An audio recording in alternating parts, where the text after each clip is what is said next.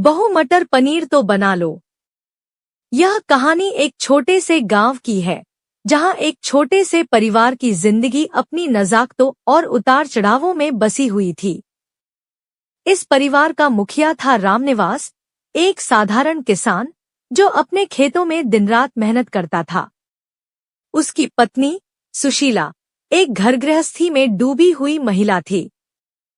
सुशीला का जीवन बहुत सादा था, लेकिन उसकी एक छोटी सी ख्वाहिश थी कि वह एक दिन अपने परिवार को अच्छे से अच्छा खाना बनाकर खिलाए। सुशीला का सबसे बड़ा सपना था कि वह मटर पनीर बनाए, जो उसका पसंदीदा व्यंजन था, लेकिन उसका साधारण सा जीवन और सीमित संसाधन उसे इस सपना को पूरा करने से रोकते थे। वह अक्सर अपने आप से कहती, कभी तो ऐसा होगा जब मटर पनीर घर में बनेगा और हम सब खुशी से खाएंगे। रामनिवास और सुशीला के 2 बच्चे थे, एक बेटा और एक बेटी। बेटा गोविंद, जो अब बड़ा हो गया था, खेती में पिता का हाथ बटाता था, जबकि बेटी राधा स्कूल जाती थी और पढ़ाई में बहुत तेज थी। एक दिन रामनिवास ने सुशीला से कहा, सुशीला, इस साल अच्छे फसल की उम्मीद है। बाजार में मटर की कीमत भी अच्छी है।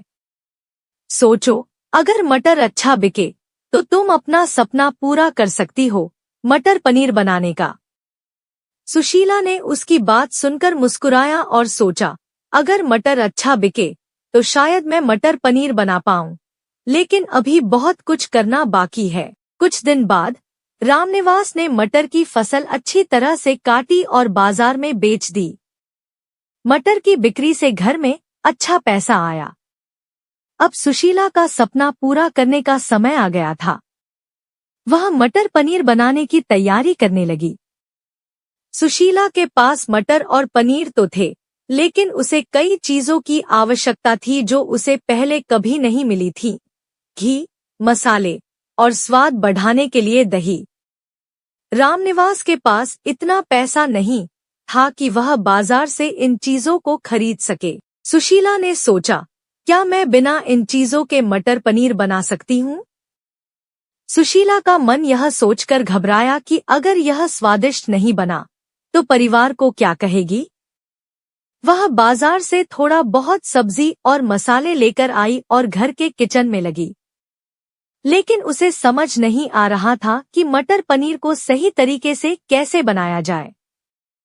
राधा, जो अब बड़ी हो गई थी और पढ़ाई में बहुत तेज थी, घर के कामों में भी मदद करती थी। एक दिन राधा ने सुशीला को किचन में देखा और पूछा, माँ, क्या बना रही हो? सुशीला ने जवाब दिया, बिल्कुल, तुमसे तो बताना ही भूल गई, बेटा। मैं मटर पनीर बनाने की कोशिश कर रही हूँ। राधा मुस्कुराई और बोली, माँ, मटर पनीर बनाने की पूरी विधि मैं स्कूल की किताब में पढ़ी थी। अगर आप चाहें तो मैं मदद कर सकती हूँ। सुशीला ने राधा की मदद स्वीकार की। राधा ने पहले मटर को उबाला, फिर पनीर को अच्छे से काटा और दोनों को एक पैन में मसालों के साथ पकाया।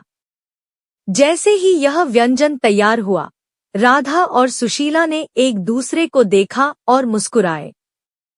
मटर पनीर तैयार था। सुशीला ने जैसे ही मटर पनीर को रामनिवास और बच्चों के सामने रखा, सबके मुंह से आह निकल पड़ी। इसका स्वाद बेजोड़ था। रामनिवास ने सुशीला की पीठ थपथपाई और कहा, यह बहुत अच्छा है, सुशीला, तुमने तो कमाल कर दिया। राधा ने कहा, माँ, अब हमें रोज मटर पनीर खाना चाहिए। सब हंस पड़े और सुशीला के चेहरे पर एक गर्व भरी मुस्कान थी। वह जानती थी कि परिवार की खुशी उसकी मेहनत और समर्पण से ही आई थी। इस सफलता के बाद सुशीला ने महसूस किया कि जीवन में कभी भी मुश्किलें आ सकती हैं, लेकिन अगर इरादा मजबूत हो और परिवार का साथ हो तो कोई भी सपना पूरा किया जा सकता है। सुशीला ने मटर पनीर बनाने के बाद न सिर्फ अपने परिवार को स्वादिष्ट भोजन दिया, बल्कि अपने आत्मविश्वास को भी बढ़ाया। वह समझ गई कि कठिनाइयां आती हैं, लेकिन किसी भी समस्या का समाधान परिवार के साथ मिलकर किया जा सकता है।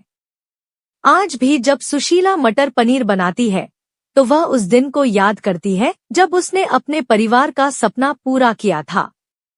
यह कहानी न केवल एक माँ की संघर्ष और समर्पण को दर्शाती है, बल्कि यह भी बताती है कि छोटी छोटी खुशियाँ और परिवार का साथ किसी भी मुश्किल को पार करने के लिए पर्याप्त होते हैं।